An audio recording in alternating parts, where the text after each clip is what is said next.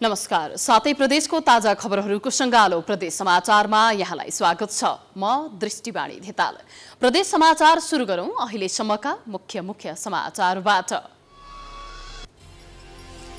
अवैज्ञानिक तरिकाले डोजर चलाई सडक निर्माण गरेपछि डोटीका ग्रामीण क्षेत्रका बस्तीहरू पहिरोको जोखिममा, विकास भन्दा पनि विनाश बढाएको भन्दै स्थानीय आक्रोशित। नारायणी नदीमा वर्षेनी जाने बाढीका कारण चितवनमा सयौं बिघा खेतीयोग्य जमिन कटान, सरकारले दीर्घकालीन समाधान नखोजेको स्थानीयको गुनासो। गत वर्ष निर्माण सम्पन्न भएको सुनसरीको रामधुनी नगर कोरोना अस्पताल अझै सञ्चालन हुन सकेन। अस्पताल सञ्चालन नहुँदा उपचारमा समस्या। र चिया खेती विस्तारमा सरकारी सहयोग कटौती भएपछि चिया बगान विस्तारमा प्रभाव, सहुलियत कर्जा बन्द गरेका कारण चिया उत्पादनमा वर्षेनी ह्रास।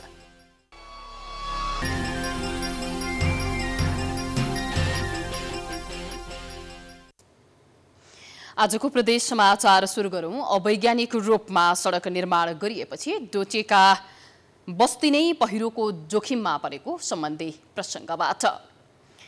डोटीका स्थानीयहरूमा अवैज्ञानिक तरिकाले डोजर चलाई सडक निर्माण गरिएपछि बस्ती नै पहिरोको जोखिममा परेको छ। सडक पुर्याउने नाममा स्थानीय तहहरूले गाउँघरमा जथाभावी सडक खनेपछि वर्षाका कारण पहिरोको जोखिम बढेको छ। अवैज्ञानिक तरिकाले जथाभावी सडकको ट्र्याक खन्दा पहिरोको जोखिम बढेको स्थानीयको आरोप छ। जथाभावी खनिएका सडकले विकास भन्दा पनि विनाश बढाएको भन्दै स्थानीयवासी आक्रोशित भएका छन्। अवरुद्ध भएको कारणले बिरामीहरू चाहिँ इन टाइममै हस्पिटल पुर्याउन नसकिने अवस्था यहाँको रहेको छ र साथसाथै यो बोक्टान सडक खण्ड चाहिँ निर्माणको अवस्था चाहिँ जारी रहेकोले के अरे सडक चाहिँ निर्माण भइरहेकोले बाटोमा चाहिँ एकदम बिरामीहरूले हैन शास्त्रीको अवस्था भोग्नुपर्ने अवस्था छ। वर्षा सुरु भएसँगै ग्रामीण क्षेत्रमा पहिरो जाँदा सडकहरू अवरुद्ध भएका छन्। सडक निर्माणको क्रममा बस्तीमाथि तथा गाउँ तलबाट खनिएकाले अहिले बस्ती नै जोखिममा परेको स्थानीयको गुनासो छ। वर्षाले गर्दाखेरि हरेक ठाउँमा सडक अवरुद्ध हिलाम्मे भएको छ र यसले आवतजावतको लागि पनि एकदम अप्ठ्यारो अवस्थामा परिराखेका छन्। यस्तै समस्याहरू छन्। लगातारको वर्षाका कारण पहिरोले बाटो अवरुद्ध हुँदा बिरामीहरूको उपचारमा समेत समस्या परेको छ।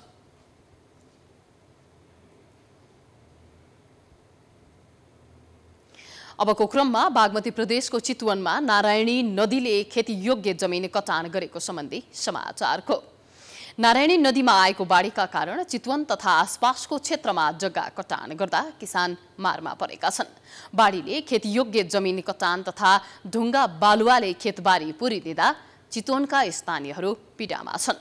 वर्षेनी नारायणी नदीमा आउने बाढीका कारण भरतपुर महानगरपालिकाको सिसई, भगेजी, हिरापुर र दिव्यनगर क्षेत्रमा क्षति हुने गरेको छ। एक रिपोर्ट। गत वर्ष नारायणी नदीमा आएको बाढीका कारण रोपाई गरिएको धान बगाउँदा किसान मारमा परेका थिए। वर्षे धान बगाउने त्रासमा यस वर्ष चैते धान रोपेका किसानलाई पुनः झड्का लागेको छ। जेठ महिनामा आएको बाढीले धान रोप्न नदिएको र रोपेको धान समेत बगाएर लगेको किसानको गुनासो छ। अघिल्लो वर्ष असारे धान लगाउन नपाएपछि यस वर्ष किसानले चैते धान रोपेका थिए, तर धान काट्न नपाउँदै आएको बाढीले बगाएर लगेको किसानको गुनासो छ। चैते धान लगाएको त्यो पनि खाइदियो, अब के खाने? अहिले त हाम्रो दुखै अहिले अब धान रोप्न नि पाउँदैन। कसरी रोप्ने हो? यो बर्खाको धान पनि बर्खाको धान रोप्नै पाउँदैन। चैते धान त खाइदियो, अब बर्खाको धान पनि कसरी रोप्ने? बालबच्चा कसरी खुवाउने, कसरी पाल्ने हो? यस्तो नदीमा आएको बाढी खेतीयोग्य जमिन तथा बस्तीमा पस्दा डुबान भएको जनप्रतिनिधिहरूको भनाइ छ। बाढीले 4 बिघा जग्गा कटान गर्नुका साथै 40 बिघाको खेतीयोग्य जमिन समेत डुबाएको जनप्रतिनिधिले बताएका छन्। तीन ठाउँबाट पानी पसेको छ। हिरापुर त्यो केरा खेती भन्ने छ हाम्रो स्वामीजीको चाहिँ जग्गा हो, त्यहाँबाट पनि धेरै कटान गरेको छ, केरा खेती नि बगाएको छ। त्यसपछि आएर चाहिँ सिसैबाट पानी पसेको छ, त्यसपछि चाहिँ भगडीबाट पानी पसेको छ। विशेष गरी सिसैलाई चाहिँ अत्यन्तै 40 बिघा जति जग्गा चाहिँ पुरै चाहिँ 3-4 फुटै चाहिँ पुरेर चाहिँ पाँगो र बालुवा चाहिँ ल्याएर मिसाएर पुरिदिएको छ। अब त्यहाँ खेती गर्न पनि खेती नहुने अवस्था छ। जनताको घरमा अन्न पनि छैन। अत्यन्तै कष्टकर अवस्थामा भरतपुर महानगरपालिका वडा नम्बर 26 को यो तल्लो तटीय क्षेत्र चाहिँ परेको छ। महानगरमा मेयर साहबसँग पनि हामीले कुराकानी गरेका छौँ। मलाई लाग्छ विपद व्यवस्थापन समितिले पनि यसलाई सम्बोधन गर्नेछ। डुबान क्षेत्रको नेकपा माओवादीका अध्यक्ष पुष्पकमल दाहाल र बागमती प्रदेशका मुख्यमन्त्री डोरमणि पौडेलले निरीक्षण गर्नुभएको थियो। निरीक्षणमा जानुभएका नेताहरूले समस्या समाधानका लागि कुनै पनि दीर्घकालीन योजना नबनाएको स्थानीयको दुखेसो छ। वर्षेनी डुबान क्षेत्र आउने, हेर्ने र जाने नेताहरूका कारण जनता समेत हैरान भएका छन्। समयमै ठूलो बजेट निकासा गरेर योजना अनुसारको काम नहुँदा वर्षेनी क्षति भोग्नु परेको स्थानीयको गुनासो छ। प्राइम टाइम्स टेलिभिजनका लागि चितवनबाट रबिना पौडेलको रिपोर्ट। प्रदेश समाचारमा पालो भएको छ विश्रामको।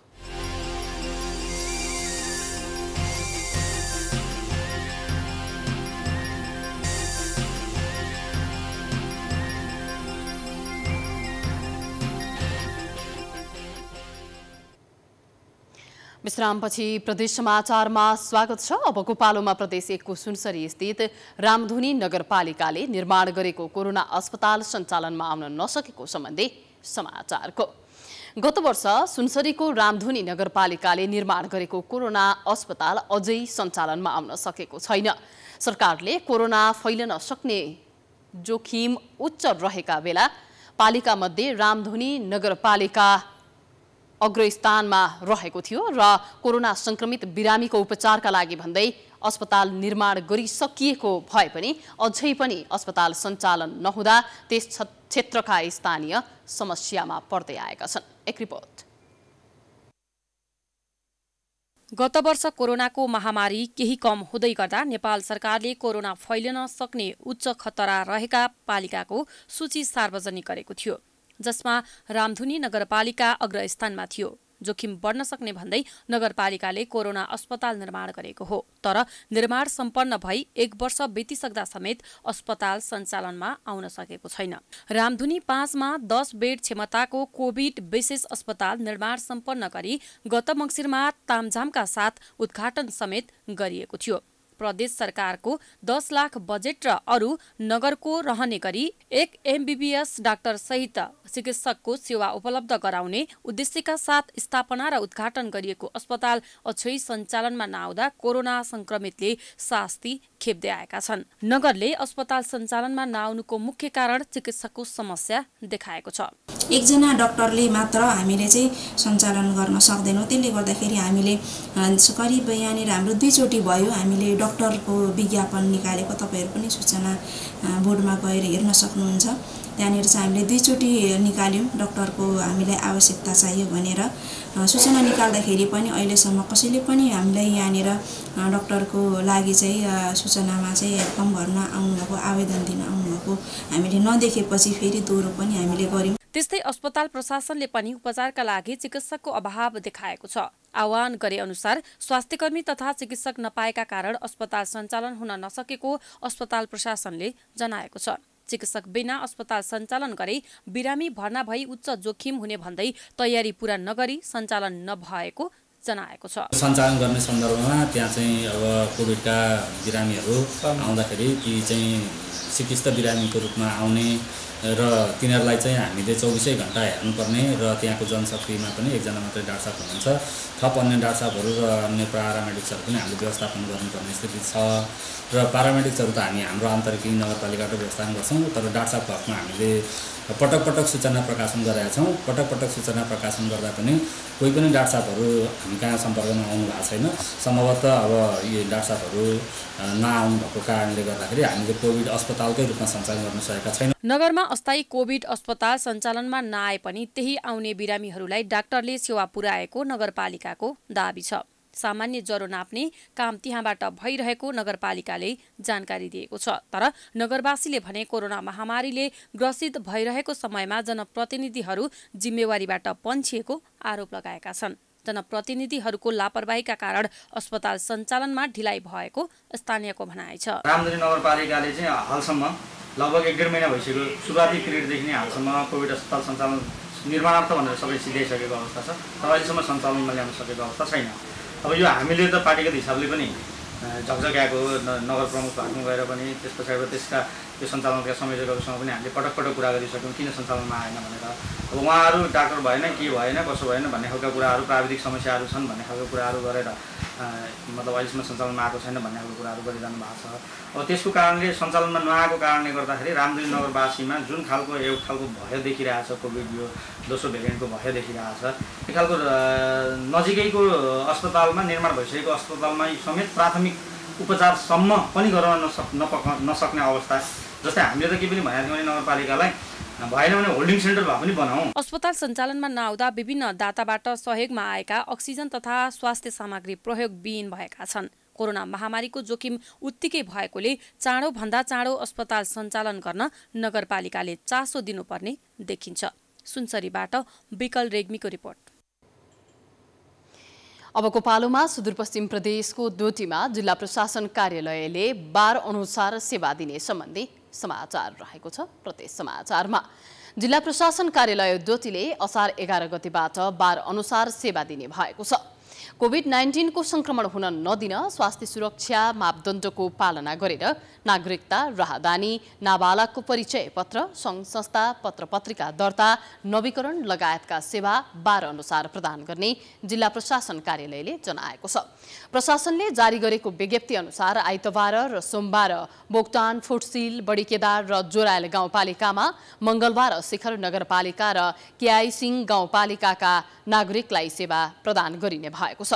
त्यस्तै बुधबार सायल गाउँपालिका र आदर्श गाउँपालिकाका नागरिक र शुक्रबार दिपायल, सिलगढी नगरपालिका र पूर्वी चौकी गाउँपालिकाका नागरिकलाई सेवा दिइने भएको छ। सेवा लिन कार्यालयमा आउँदा नेपाल सरकार स्वास्थ्य तथा जनसङ्ख्या मन्त्रालयद्वारा जारी स्वास्थ्यका मापदण्ड तथा गृह मन्त्रालयद्वारा जारी सुरक्षा मापदण्ड कडाइका साथ पालना गर्नुपर्ने विज्ञप्तिमा उल्लेख गरिएको छ।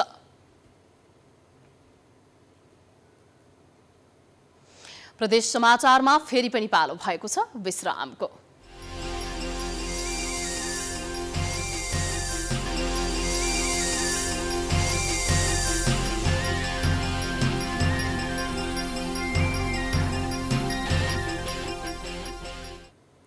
विश्रामपछि स्वागत छ। अबको क्रममा प्रदेश 1 को इलाम स्थित चिया बगान विस्तारको काम हुन नसकेको सम्बन्धी समाचार प्रदेश समाचारमा। चिया खेती विस्तारमा सरकारी सहयोग कटौती भएपछि पछिल्लो 30 वर्ष यता नेपालमा चिया बगान विस्तारको काम हुनै सकेको छैन। चिया खेतीको विस्तार गरी उत्पादन बढाउने चिया नीति कार्यान्वयनमा चिया तथा बिक्री विकास बोर्ड निष्क्रिय हुँदा चिया खेती विस्तार हुन नसकेको किसानको गुनासो छ। एक रिपोर्ट। 2046 सालको राजनीतिक परिवर्तनपछि पूर्वका किसानहरू उत्साहित भएर चिया खेतीमा लाग्न थालेका हुन्। चिया क्षेत्रको थप विस्तार गर्न 2050 ज्येष्ठ 20मा राष्ट्रिय चिया तथा कफी विकास बोर्डको स्थापना गरी चिया खेती विस्तार अभियानकै रूपमा गर्ने भनिए पनि अहिले सुस्ताएको छ। बोर्ड स्थापना हुनुअघि देशभर 1171 किसानले 534 हेक्टरमा चिया विस्तार गरेका थिए। चिया तथा कफी विकास बोर्डले राष्ट्रिय चिया नीति 2057 बनाएर मुख्य 4वटा लक्ष्य बनाए पनि लागू गर्न नसक्दा चिया खेती विस्तार हुन नसकेको हो। चिया नीति लागू नहुँदा 5 वर्षमा 40,875 हेक्टरमा चिया विस्तार गर्ने, 10 वर्षमा 4,61,11,000 केजी चिया उत्पादन गर्ने, थप 79,310 जना नेपालीलाई रोजगारी दिने र अर्थोडक्स चियाको कुल उत्पादन 65% सम्म पुर्याउने लक्ष्य अलपत्र परेको छ। राजनीतिक प्रभावले चिया नीति लागू भएको 21 वर्ष बित्दा लक्ष्य हासिल हुन सकेको छैन। चिया नीतिको लक्ष्यमा नपुग्नुमा चिया विस्तारका लागि किसानलाई दिँदै आएको सहुलियत खर्च बन्द गर्नु मुख्य कारण रहेको चिया उत्पादकको भनाइ छ। चिया रोपणको लागि, चिया संरक्षणको लागि चाहिँ अनुदान जुन पहिला एकचोटि आएको थियो चिया रोपणको लागि भनेर त्यो अनुदानहरू छैन। कुनै किसानहरूले पनि अनुदान पाउँदैन चिया रोपणको लागि। थुप्रै बाँझो जमिनहरू छन् ती बाँझो जमिनहरूमा चाहिँ नयाँ नयाँ प्रोजेक्टहरू ल्याएर अथवा नेपाल सरकारले कुनै पोलिसीहरू ल्याएर चिया नीति नि चाहिँ परिवर्तन गरेर चाहिँ त्यसमा इन्करेज गर्ने चाहिँ एउटा प्लान चाहियो, भिजन चाहिँ ल्याउनु पर्यो। त्यो भिजन ल्याउने बित्तिकै चाहिँ सबै पक्षलाई चाहिँ चियामा उत्साह जाग्थ्यो। हालसम्म नेपालका 14 जिल्लामा निजी र सरकारी गरी 28,732 हेक्टरमा मात्र चिया विस्तार भएको छ। 3,01,33,000 केजी अर्थोडक्स र 1,59,68,000 केजी सीटीसी उत्पादन गर्ने लक्ष्य राखिएकोमा सीटीसी र अर्थोडक्स गरी कुल 2,22,40,000 केजी मात्र चिया उत्पादन हुँदै आएको छ। बोर्ड गठन भएपछि 2050 सालदेखि 2060 सालसम्ममा 54.6% चिया विस्तार भएको थियो। मुलुक गणतन्त्रमा प्रवेश गरेपछि 2070 सम्म 27 र 2070 साल यता 1.9% मात्रै चिया खेती विस्तार भएको चिया तथा कफी विकास बोर्डको तथ्याङ्कमा उल्लेख छ। चिया खेती विस्तारका लागि सरकारी तहबाट ठोस योजना बनाई कार्यान्वयन गर्न जरुरी छ। प्राइम टाइम्स टेलिभिजनका लागि इलामबाट नमिन ढकालको रिपोर्ट। प्रदेश समाचारको अन्त्यमा गण्डकी प्रदेशको स्याङ्जा स्थित वालिङ नगरपालिकाको 10औं नगरसभाले आगामी आर्थिक वर्षका लागि बजेट सार्वजनिक गरेको सम्बन्धी समाचार। स्याङ्जाको वालिङ नगरपालिकाको 10औं नगरसभाले आगामी आर्थिक वर्ष 2078-79 का लागि 78,14,76,000 बजेट सार्वजनिक गरेको छ। नगर उपप्रमुख एवं बजेट तथा कार्यक्रम तर्जुमा समिति संयोजक कल्पना तिवारीले 10औं नगरसभा प्रस्तुत गर्नुभएको बजेट तथा कार्यक्रम पारित भएको छ। नगरपालिकाले आगामी आर्थिक वर्षका लागि आन्तरिक आयतर्फ संघीय सरकार राजस्व बाँडफाँड, वित्तीय समानीकरण अनुदान, संघीय सरकारको विशेष अनुदान लगायतबाट गरी कुल 74,79,18,000 अनुमानित बजेट प्रस्तुत गरेको हो। कुल बजेटमा चालुतर्फ 51.15% र पुँजीगततर्फ 49.85% रहेको छ। आगामी आर्थिक वर्ष 2078-79 का लागि बजेटका उद्देश्य तथा प्राथमिकतामा कोभिड-19 को रोकथाम, नियन्त्रण, उपचारको सबै उपायहरूको अवलम्बन गरी जनजीवनलाई सुरक्षित र सहज बनाउने नीति राखिएको छ। सिप विकास, आय आर्जन, रोजगारी सृजना तथा स्थानीय स्रोत साधनको अधिकतम उपयोग गरी विकास कार्यलाई तीव्रता दिने उल्लेख पनि गरिएको छ।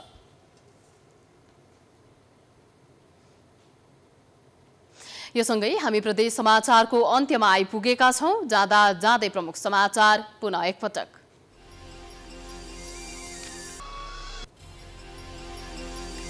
अवैज्ञानिक तरिकाले डोजर चलाई सडक निर्माण गरिएपछि डोटीका ग्रामीण क्षेत्रका बस्तीहरू जोखिममा, विकास भन्दा पनि विनाश बढाएको भन्दै स्थानीय आक्रोशित। नारायणी नदीमा वर्षेनी जाने बाढीका कारण चितवनमा 100 बिघा खेतीयोग्य जमिन कचान, सरकारले दीर्घकालीन समाधान नखोजेको स्थानीयको गुनासो।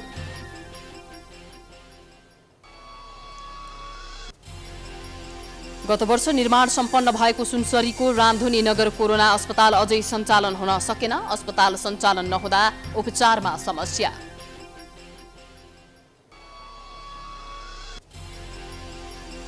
र चिया खेती विस्तारमा सरकारी सहयोग कटौती भएपछि चिया बगान विस्तारमा प्रभाव, सहुलियत कर्जा बन्द गरेका कारण चिया उत्पादनमा वर्षेनी ह्रास। प्रदेश समाचार अहिलेलाई सकियो। प्राइम टाइम्स टेलिभिजन हेर्दै गर्नुहोला। नमस्कार।